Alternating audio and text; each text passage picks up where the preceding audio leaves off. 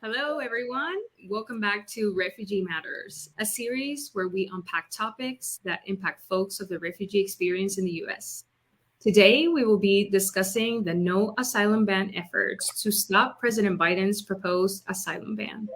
As a quick summary, the Biden administration proposed asylum ban would be a massive restriction on people's rights to seek refuge from persecution in the United States. It is a historic reversal of the basic protections established after World War II regarding displaced people, asylum, and refugees. This policy would deny the vast majority of asylum seekers from exercising their right to apply for asylum due to their manner of entry or transit through other countries. This is unlawful and inhumane. Seeking asylum is legal. Seeking asylum is international law, and we will fight and organize against any policy that proposes something different. Like I shared moments ago, this is still a proposal, and we have the opportunity to express our opposition before it goes into effect. The rule was published on the Federal Register on February 23rd, and it's subject to an open public comment period for 30 days. The comment period is an important opportunity to ensure our voices are heard and to ensure we amplify the needs of people seeking asylum. It is crucial because the most stories we share, the more we express our opposition, the more likely we may be able to change the future of this policy. And throughout this event, we will be sharing materials and resources for you to get involved. Before we get started, let's have our speakers introduce themselves. Let's start with Rodrigue. Yeah, hi. Uh, my name is Rodrigo. I hope you can hear me well. Yes, we can. Yes, my name is Rodrigue Makelele. I'm an immigrant from the Democratic Republic of Congo, asylum seeker, but also I work as the Virginia community organizer with Church Hall Service. And thanks for having me here. Thank you so much, Rodrigue. Let's go to Becca. Hi, I'm Becca Wolf. I am Senior Policy Counsel with the American Immigration Council, and I am based here in New Mexico. Thanks for having me.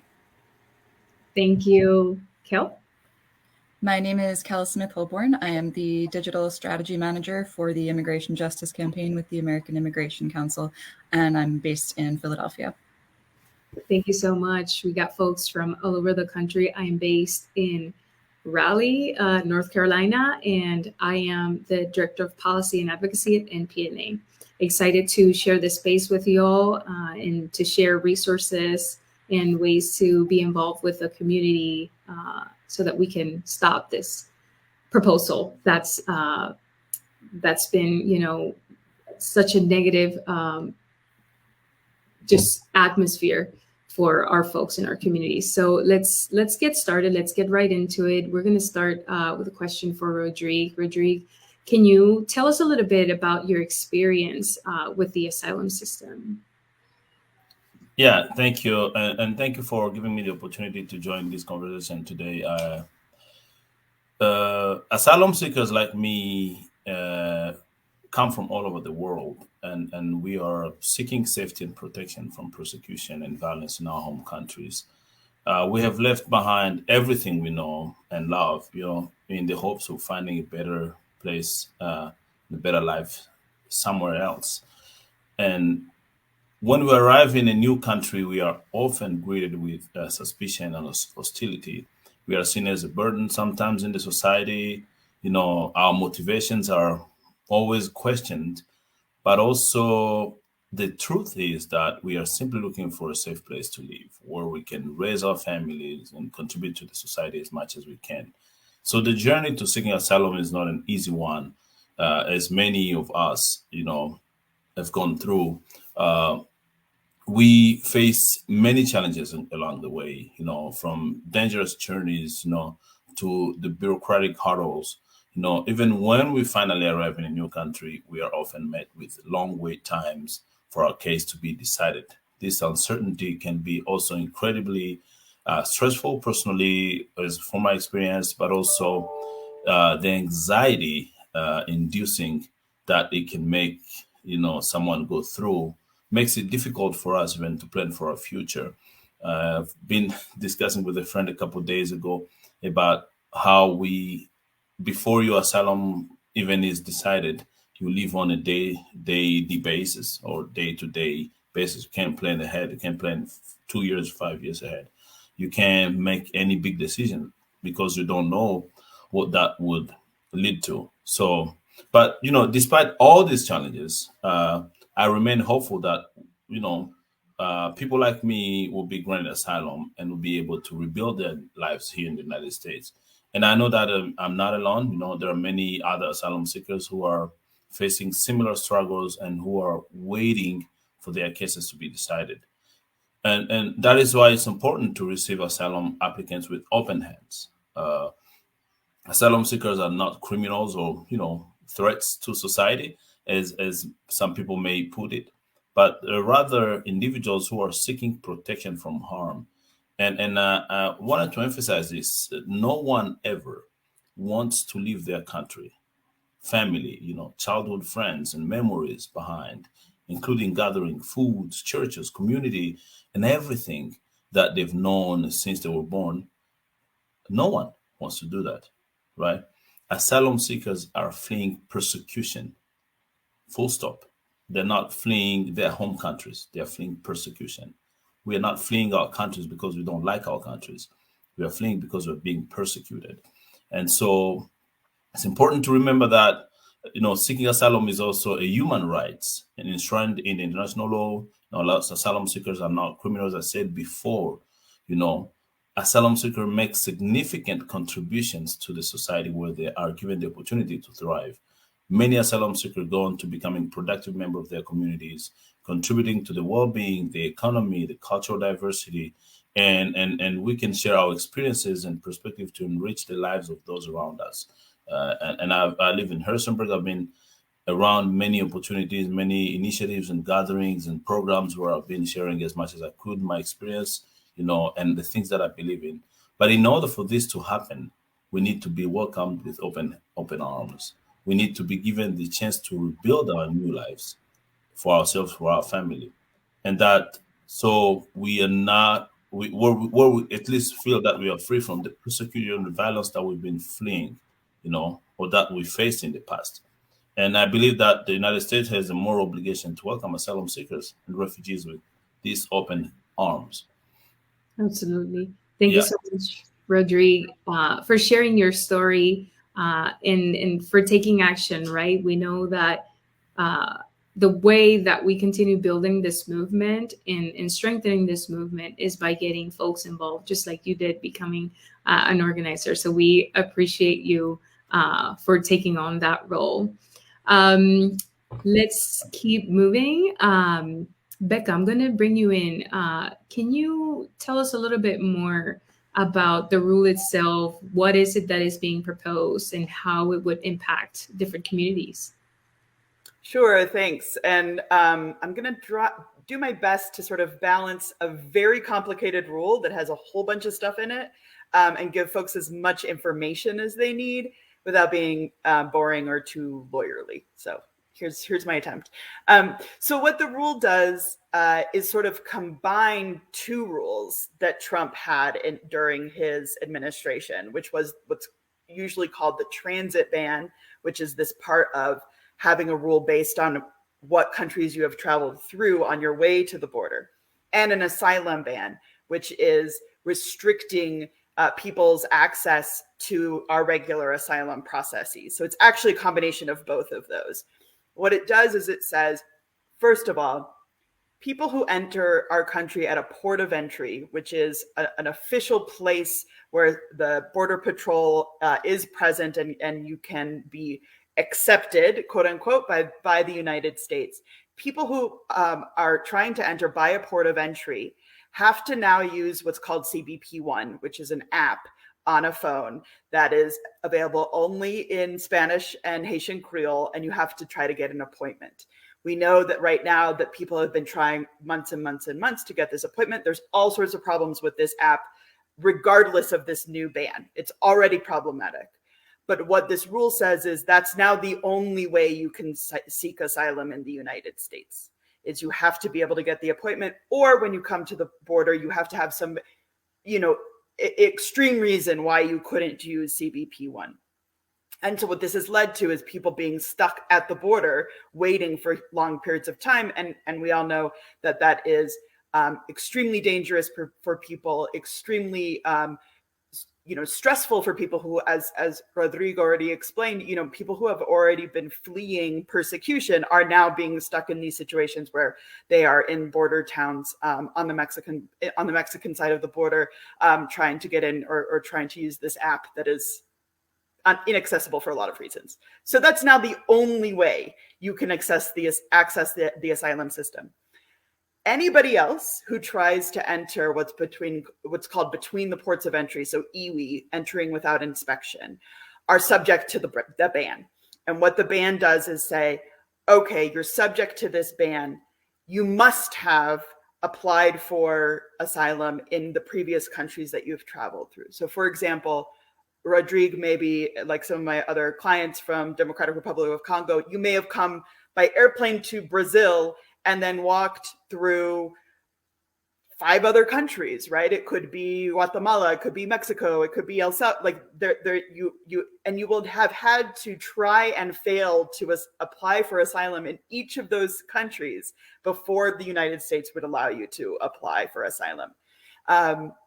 Again, all sorts of reasons why that's problematic, but the biggest reason is that the United States, as you all have already said, the United States has an obligation under both U.S. law and international law to allow people to apply for asylum. And this process that is funneling people into ports of entry without giving them an actual real way to apply at that port of entry is essentially a ban, right? This is a de facto ban. It is something that means that even though technically there's a way to do it, in practice, it's nearly impossible. So when people arrive and they come through the outside of the ports of entry, they come into the United States, those people are being essentially held to a higher standard and saying, okay, you can apply for asylum. We're going to see if there are other things that you are eligible for, but in order to be eligible for those things, you have to prove a much higher standard of what you're fleeing. It's incredibly difficult. And we also have to remember that interview, that process of our government interviewing someone and trying to make this determination is happening right after they've crossed. It's happening without a lawyer. It's happening potentially in a situation where they've been stuck on the border for a significant amount of time and have crossing our border between ports of entry is not a safe or humane process either. And then they're being forced to sort of explain their entire basis for leaving their home countries in that moment. And that's their one shot. And there are problems with our asylum process already, right? We already have this issue of people having to tell their story in that way right after crossing in totally inhumane conditions. We needed to fix our asylum process long before this rule came into effect. But the reality is, and again, as you said, the rule is not in effect yet. The reality is that this is really an attempt to pretend like we still are a country that welcomes asylum seekers, while making it virtually impossible to actually access it, except for people who have, extraordinary access to resources that are walking around with smartphones, the sort of the level of what someone needs to do in order to be able to access this in real life is pretty extraordinary. And so, as you said, Thais, the way that rules like this work is that they are announced in the Federal Register, and then there's a comment period. They're usually 60 days. We've only been given 30 days, which is a strong indication that the government wants to push this through as quickly as possible. And it's supposed to have a sunset provision, which means it's supposed to end in 2 years. Those are incredibly problematic because it doesn't force them to end in 2 years. And obviously 2 years is 2 years too long for a rule like this. But finally, so we have these 30 days until March the 27th. Cal's going to explain what you can do more to actually engage in that. But what the comment period does is allow us at least to register our outrage and opposition to the rule. And that's our starting point for organizing against the policy. Thank you so much, Becca. I think it's a common feeling across the movement, the immigrant and refugee movement. We're pretty disappointed to see these policies continue into this administration. We already knew how our communities were affected when all these policies came about in a previous administration, and to just know that there's a different administration and we continue to see the same policies coming out, being proposed. It's just a reason for us to continue fueling the fight, right? We always know that the fight doesn't end, it transforms. So this is just another opportunity to continue strengthening our movement and continue uniting each other to show our strength. Thank you so much, Becca. And I'm going to bring in Kel, because what is it that we can do, right? There's a comment period that we should all be participating in. Kel, can you tell us a little bit about that? How can people submit a comment, and what are the tips to submit the best comment possible? Absolutely. So we have a website set up at noasylumban.us. And so this is a website where we've made it easy for somebody to submit a comment to the Federal Register. We've got some starter language up there for people to use. So far, we've got about over 12,000 comments, but we need many more. So as many as we can get by the time the comment period, which, as Becca said, is much too short, ends on the 27th of March. So I would encourage everybody to go to this website. We've pulled this together with a coalition, including Welcome with Dignity, Forward US, and 36 organizations who have been working on this campaign. And so go there and check out the suggested language. But importantly, it's very important to customize the language. So rather than just clicking submit and putting your name to it, that's great. But even better is if you're able to customize it and put some of your own thoughts in there, because the comments that are duplicates of each other, the government will lump those together and respond to them as one. Whereas if you make individual points for yourself, they will address you. They'll need to address all points individually. So if you're looking for ideas of things you can write and things you can add to the comment, a few ideas are: you could write about your own personal experience with the immigration system and how it's flawed. You could write your thoughts about how this policy will disproportionately harm Black, Brown, Indigenous people, LGBTQ people, women, anyone who doesn't have a smartphone. So you could write your thoughts about that. You could also write about the app itself. If you Google the app, you'll find information about its flaws, including some of what Becca just discussed. So you could write about, what you think about that. But really, as many people as can comment is what we're looking for. If you represent an organization and you'd like to join our coalition, you're welcome to reach out to me. I believe they will be putting my email address up on the screen.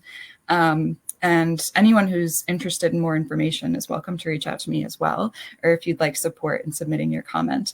Unfortunately, comments must be submitted in English, but anyone can comment regardless of immigration status.